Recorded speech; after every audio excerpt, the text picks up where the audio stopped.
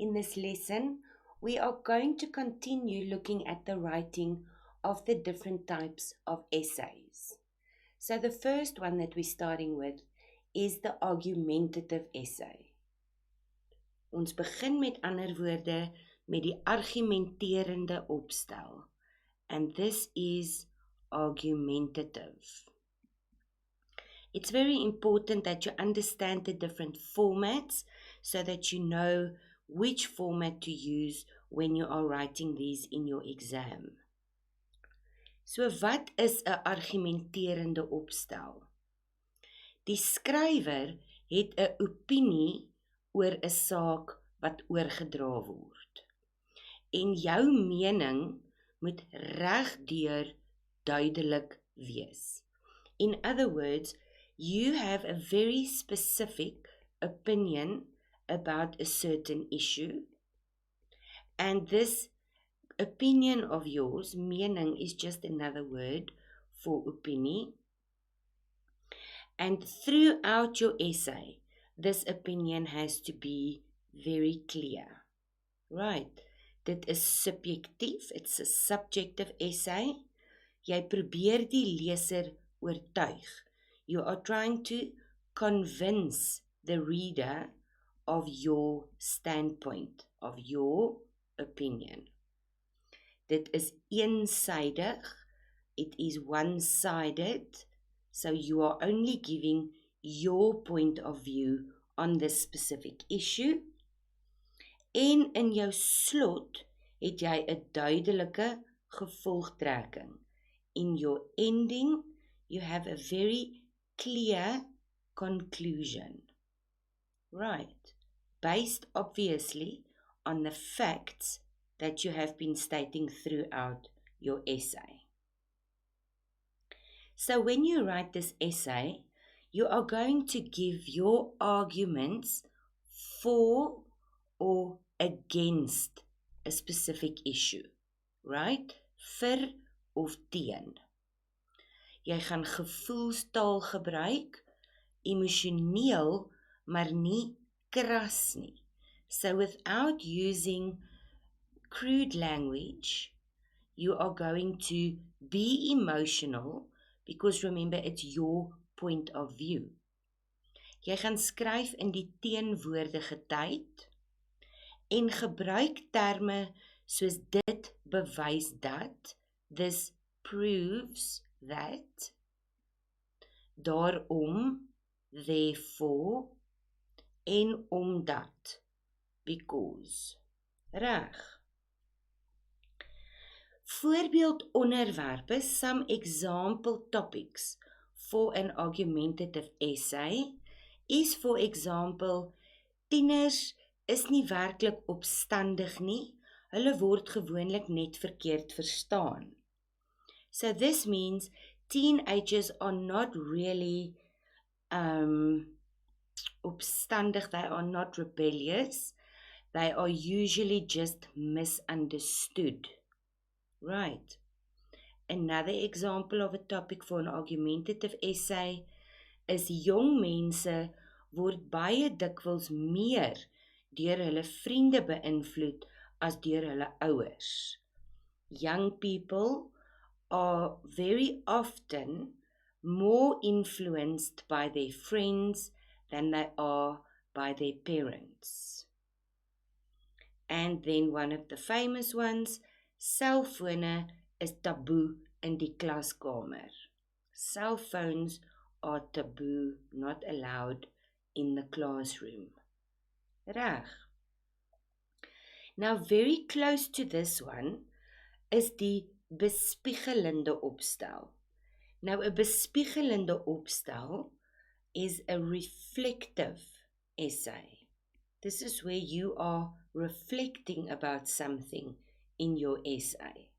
So ons noem dit ook reflektief.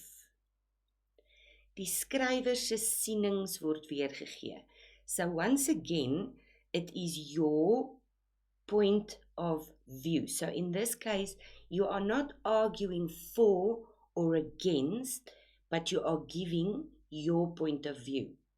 Once again, it's personal and subjective.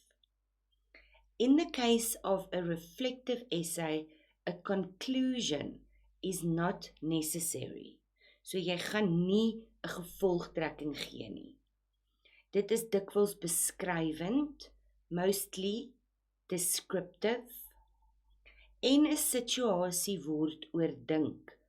Met ander woorde, you are basically thinking about something and describing the circumstances. And that is why it's not necessary to reach a conclusion, because you are not arguing a point. Some examples here for topics vir 'n bespiegelende opstel.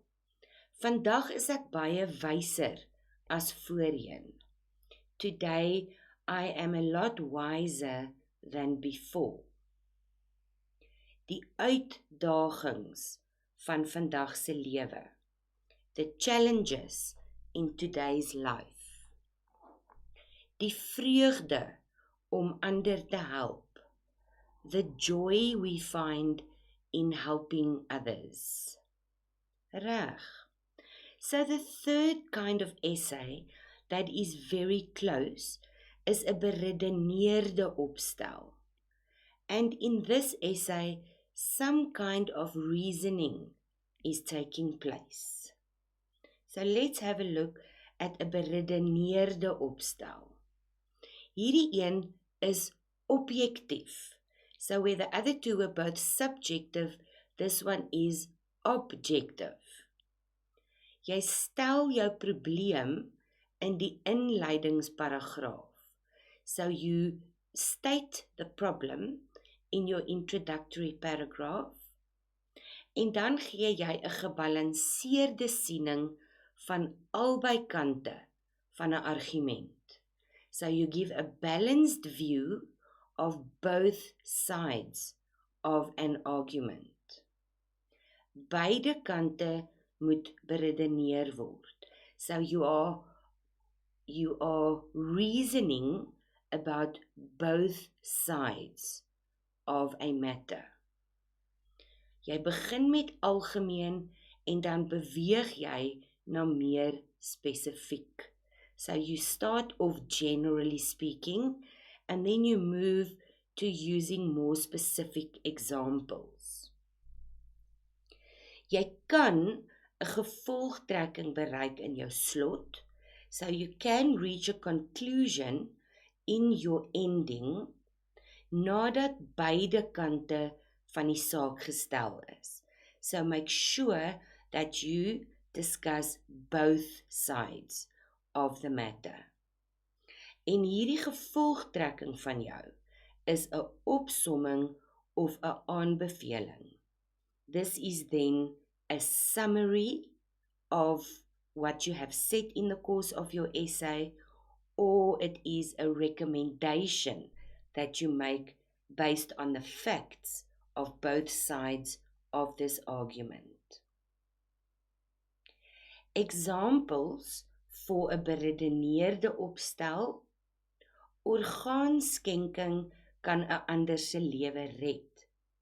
Organ donation can save another person's life. So can you see where you might have your own opinion about this, but in a case like this one, you're going to discuss the pros and the cons and then make a recommendation.